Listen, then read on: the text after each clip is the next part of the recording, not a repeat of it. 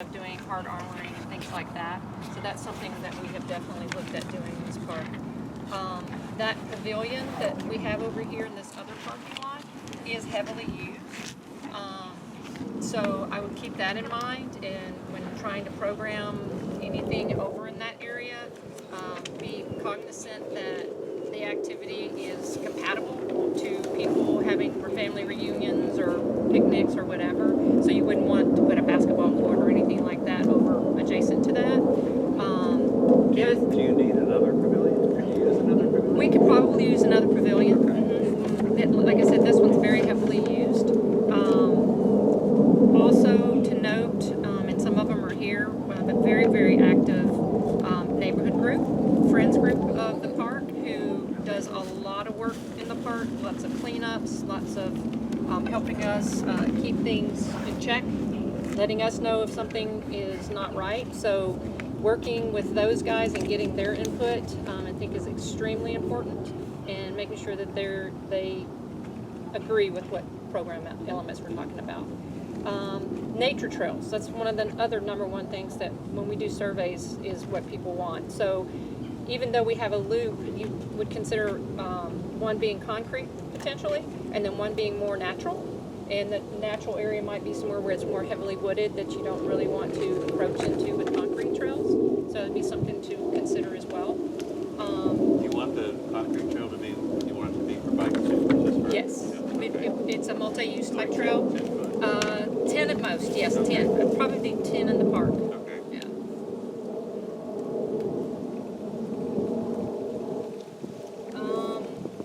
I mean, the other things you might could look at doing would just be some native plantings, just throughout the facility. Yeah, there's a lot of bare ground. Yeah, exactly. Yeah. And that's kind of the good and the bad. The shade is great, but it's really difficult sometimes to get plant material established, depending if you don't pick the right type of plant material. So that's very important here at this site. And just being cognizant that there's a lot of post oaks here, just in practicality, and making sure that you're not introducing elements underneath these post oaks that would jeopardize them long term. Except the ones by the creek, which are probably going to fall in. So, yeah, there's that. One more question. I don't mean to interrupt, Oh, no, but no, there's no. a lot of fishing that goes down. Yes, Yeah. tons of fishing, people going down to feed the ducks down at the pond, which we are in the process of dredging it right now. So it will be a healthy, viable body of water real soon. And there is a pump already down there. Yes, yes. How big a pump is it? You know, I don't know. I haven't been down to look at it actually, so I don't know. Okay. But they're doing what they're calling it's a dewatering process, and what they're doing, so they're pulling out the water and the silt in the pond, and they're running it through a press, and the water comes out, and then what comes out on the other end that they'll haul off is just the silt. Because you can do it another way where you do the water and you put them in these big bags and you just let the water ooze out, but it takes a lot longer for that to happen. It's not as quick of a process, so this is a much quicker process, and I think we're looking at 120 days for that process to be done. Sorry. When are they going to start on this upper? That's what I was getting. I'll have to get you a schedule on that. I don't know. I know the plans are pretty much finalized, and the improvements don't come all the way down the creek. If I remember, they stopped somewhere in this area. That's the first bridge. The first bridge. Okay, I couldn't remember. Okay. So they don't come all the way down. So it'll be one area. What kind of solution are they doing for that terrible erosion? You're going to call me out on that. I have to look. Yeah, it's been a while since. I know they're doing some armoring right at Randall Mill. Armoring in the sense I believe they're gabions.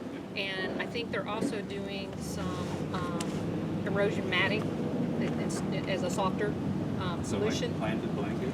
Yeah, I can actually get a copy of the plans. I'll get a copy of the That'd be plans, fantastic. and that way you can see exactly what the area is.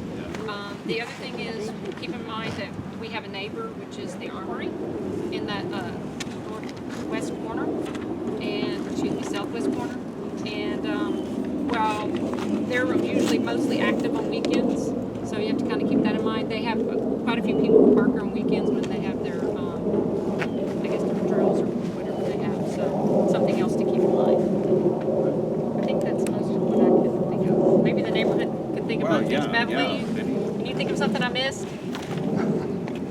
No.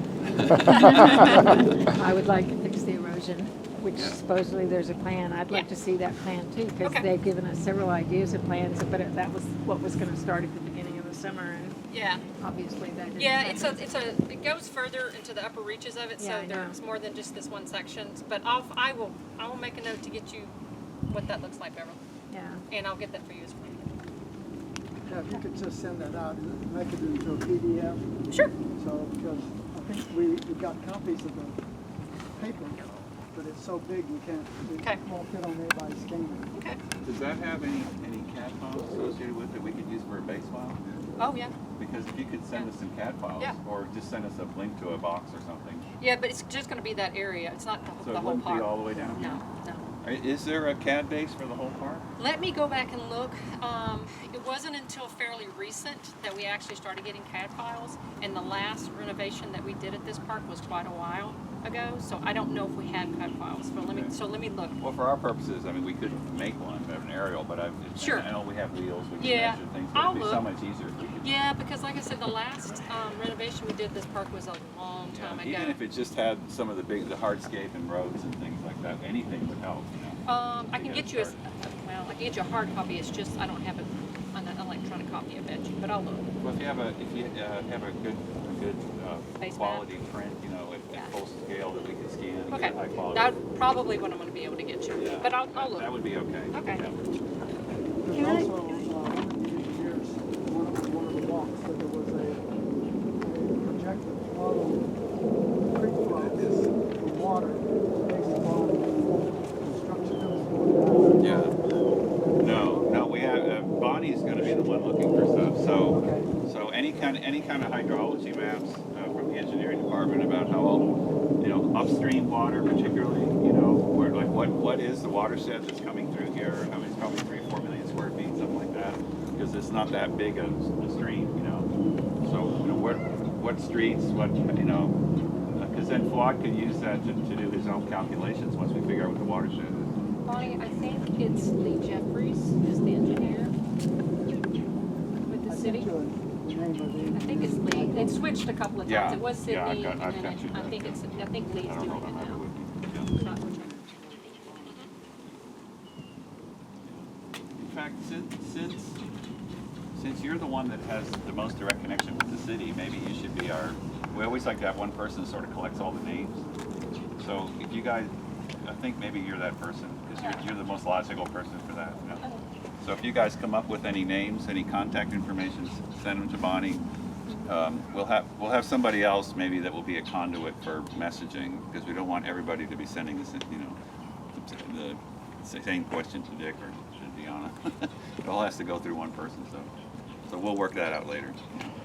But I think just as far as capturing names and phone numbers and so make sure you capture everybody here today at some point. Any other comments, questions? Oh, there you are. Nothing much. I'm probably gonna leave because these neighborhood people are a lot nicer than I am. Oh, probably a lot as- nicer than I am. But too. as far as the where the thing is falling in by the sidewalk. Yeah, on, yeah. the street I over assume there, that's what they're going to fix. That's been down for at least 5 years. Yeah. So It's you don't temporary have to rush fencing. to get anything But out that's of where the they're city fixing it limits. right Yes. now. That's what they're fixing right now. Yeah. Hold my breath. I'm Yeah. holding my breath Yeah. the whole lot. It'll happen. Yeah. Yeah. And there may be somebody who can address the improvements that were made when they did the work by the clubhouse. They put there's supposedly a wildflower area and all the stuff on that side that's harder to see. If we do a walk, we may not walk up. On the other side of the road? Yeah. No, not on the other side. Oh. On this side of the road. Oh, but the other side of the creek. Other side Yeah, of the creek. no, but- we'll capture that when we do our analysis, not necessarily today, but we're gonna have like one person or two people just dealing with vegetation, we'll do soils, we'll do hydrology, we'll do structures, you know, we're going to do it. So I promise you, we're going to capture that, and we'll do an assessment, you know, and see how it looks and and then we're definitely interested in what your goals are for it, because once we see what kind of shape it's in, we don't know what it's supposed to look like. So what's your comments about about what it looks like right now? Well, it may not be easy to see the wildflower area, and until spring, then that will show up a little bit more. Right. And then the privet is one of the things we need to start talking about in terms of how to remove that and get it where it's controllable. We need to grow those bugs, the ones that eat privet. I was so happy to hear there's a predator that's finally starting to eat. Oh, I haven't heard that. Leaf miners are starting to eat privet. He showed me a picture of like 50 dead privets that all been, or I don't know if they're dead, but all their leaves have been eaten off by the leaf miners. Oh, wow. So I was like, we need to start a leaf miner, you know, I'm afraid it might lead to a leaf something miner else. rookery. But no one's ever found the bug. They've searched Hey, for there it. you are. How are you, my So friend? here's the man of the hour. You know him, you love him, you can't live without him. This is Fuad Jaber. He's the Texas A&M, and he is the master of sort of natural stream morphology, Roskin stream morphology, understanding how the silting and the eroding and all of that, and how the profile of the stream, if we're talking about changing the profile of the stream a little bit, how can we do it to make it last longer and function better? And so we're very, very happy to have him on board. Thank you. Thank you. So, Yeah, welcome. Those kids. So the Broadway's kids. So as far as the problems you're seeing, yeah. you're concentrating on erosion and what else? Well, we're just right. This is our first day on the project, and so we're going in with an open mind. What are the issues? You know, obviously we know the stream is a mess. You know, I mean, it's beautiful. It's really beautiful. In fact, one of the biggest problems I see with the stream is that nobody can see it. You know, because it really is a unique asset that is not being taken advantage of, but it also has a lot of problems. But Would, oh, go ahead. Would more bridges help? Maybe. Yeah. Yeah. I mean, or Deanna was talking about having maybe softer trails, Right. or maybe they need to be harder trails depending on how close they are to where it floods, right? Because you don't want to have something that gets washed out. But once we start kind of rethinking the stream profile a little bit, you know, we're gonna propose both maximalist and minimalist solutions. So we might propose a solution like, you know, putting emery sedge on the bank to stop scouring, but we also might propose moving the bank 25 feet back to provide a real stream, you know, morphology or its profile the way it would actually function. So that way, it's going to give the city and everybody else, you know, some options about what could possibly happen in the future, depending on the phasing and all that kind of stuff. But so that's where we really need Fuad's help, because we've done this before. We did it with Overton Park in Fort Worth. One of the other things I'd like you to think about is you do a spring cleanup here in March or April, I think. And we'll walk the neighborhood, walk the creek and pick up stuff. If it rains a week later, trash comes, siphons out of the cement part up there and just dumps it down Right. the whole thing. Well, there are, and that's one thing where Fuad can help us, but there are ways to capture trash. You have to capture the trash, but you can capture it before it necessarily works its way down the stream. Ideal. You know, and so we can provide some possible solutions for that too. It'll have to be some kind of a structure that, you know, that's like a filter, you know, that actually captures the trash. But you know, a lot of streams have those. You know, they have that at Overton Park in Fort Worth. They have it kind of looks like a chain link fence, and as the water's coming through it, you know, and whether or not that's the best thing, I don't know, but we'll find out from the expert here what the best way to do it is. I've watched this creek for 47 years. I don't remember how long Deanna's been here, but she's been 26. Here. Yeah. 26 a long time too. But you keep talking about benches and paths and walkways. Part of what's neat about this park, and has been for 47 years, is the natural. We don't need to have benches. And you talked about the sandstone area. That's a pretty naturally. Oh, you yeah, can do yeah. anything to it. No, We I were would not talking- want to do anything to that, but I do want people to be able to see it. You know? You know? Have you ever been at this park on a weekend? There's a lot of people seeing this whole park. Do they go down into the creek? I've seen kids playing. Yeah, they do. Yeah. Okay, so that's one of the things that we're going to do is we'll have some of the students come out here on weekends, on a beautiful weekend like this next weekend's going to be really nice, and we'll see what people do, you know, because there's no, how else would we know? We certainly can't tell by today, you know. So yeah, that's a very good point, you know. So we're and like I said, we're going to propose a range of solutions, and then we'll present it to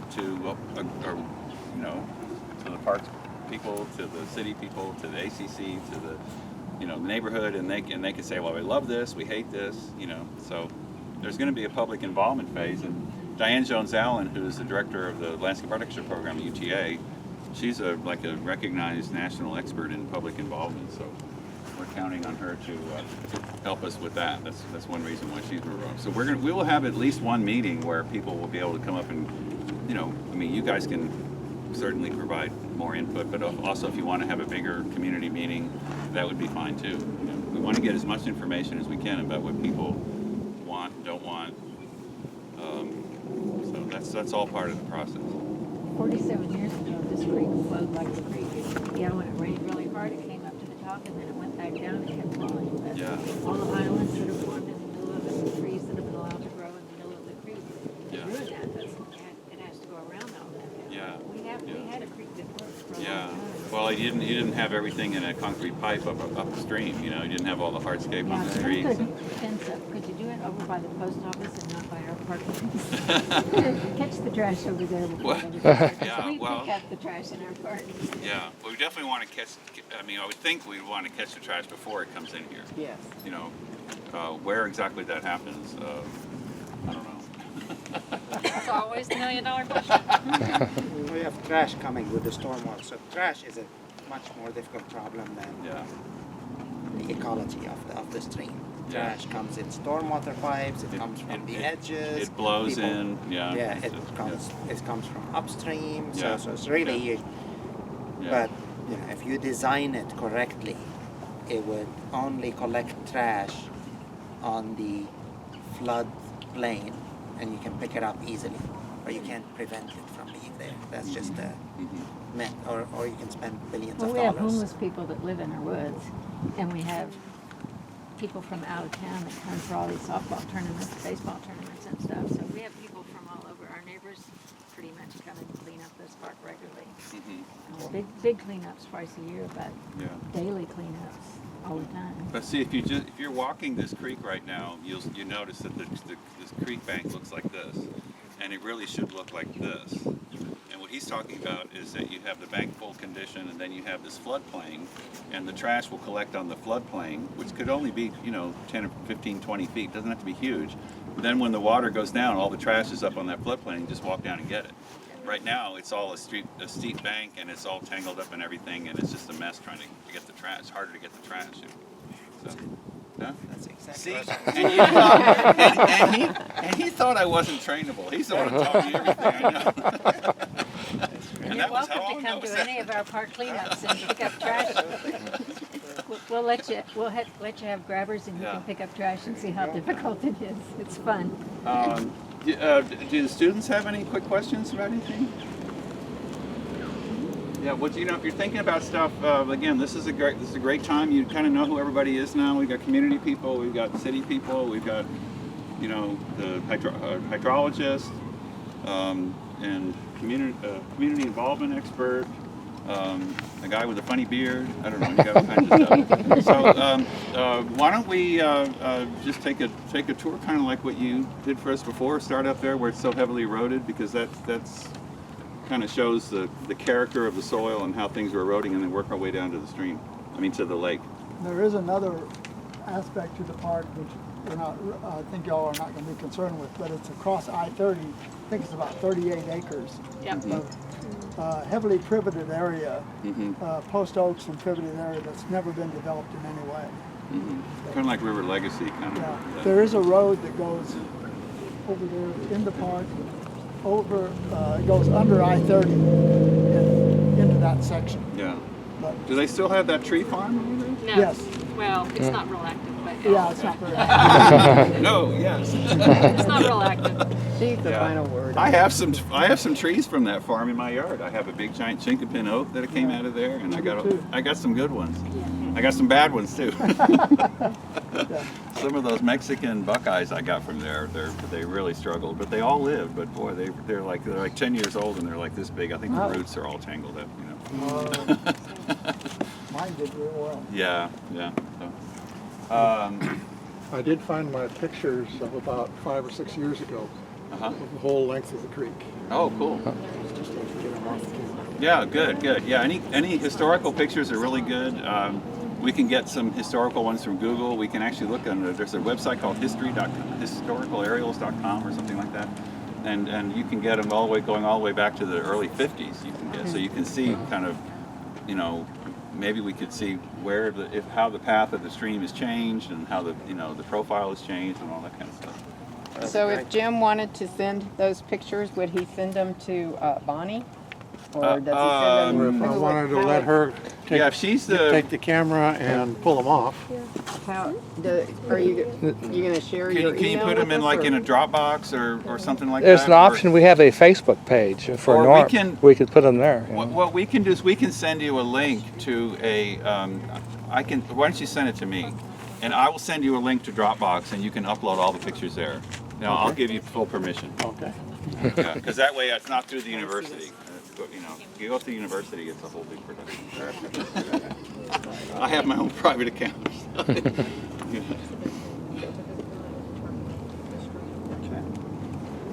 Yeah.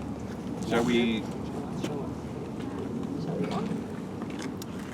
Dick, you want to be the guide father?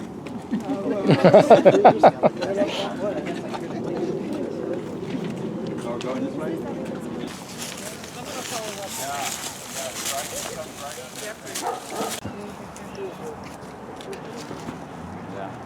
Is this Solidago? Yeah. I don't know how much time we're going to have. We'll have lots of time for talking once we're back in the class. Okay. But if you want to give maybe a little 5-minute introduction, that'd be great. I do want to cover the whole stream. But this is an interesting part because this is, we just took here, it's like a channel, a canal that goes like probably a mile or so, a little bit more, maybe 2 miles. Concrete channel, nicely trapezoidal. Then it goes under that bridge and now they put gadians here to protect the benches from the outshooting water, and then it caused probably down cutting, and so they concreted additional. This is not part of the channel. They've even done a drop structure so that because the slope was so bad, so they changed it, but it still caused severe down cutting and deepening. And so this is just something to look at that we will explain in the lecture in a point. And you can see also a lot of what has been displaced by erosion is settled a little bit downstream, and so you have now these little islands which are a result of the previous erosion. And things to look at, thank you. Things to look at is where does the water get on a regular basis, and you can look at levels of where there's probably garbage sitting, like clearly water from a small rain event is reaching up. So now, it's not that like the water is so deep, it probably comes here every 15 years to here. This is flooding every time you get 2 inches or less. Right? Water has to come up that high. But you have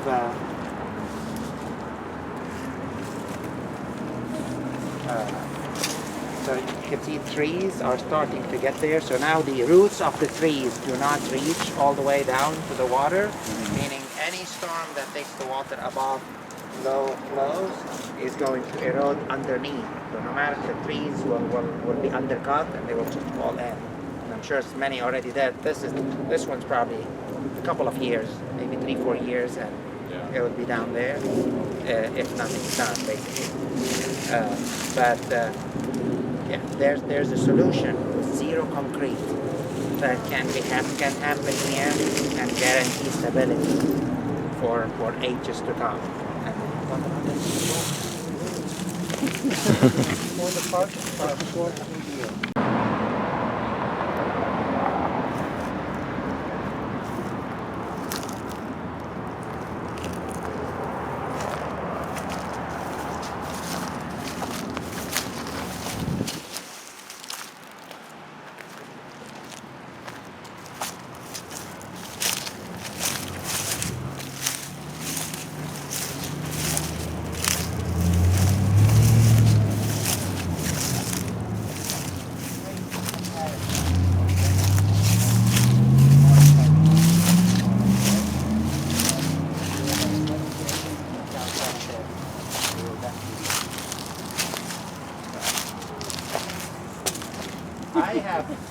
I've worked with the city several times, and they know about things. It's the engineers don't seem to be the ones making the decisions.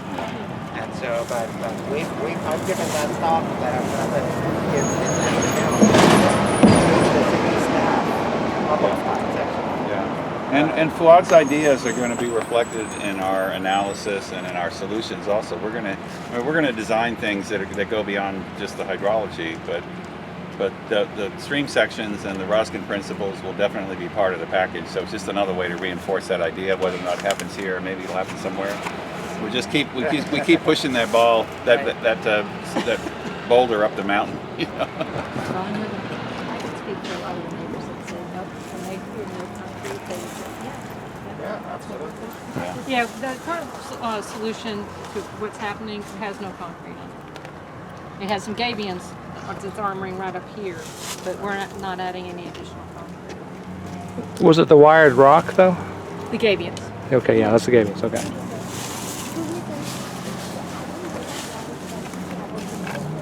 It flows faster and more of it flows because there's no on the way. And That's this is the where beginning right that there on the other side of the road. It's all concrete channel concrete. ends It's a concrete right channel.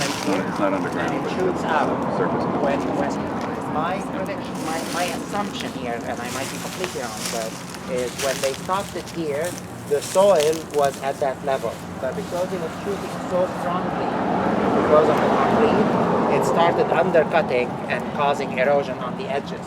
So they came back and they reinforced it with gabions, and then they put more concrete to have it slow down. But this is just like putting Band-Aid on a severe cut.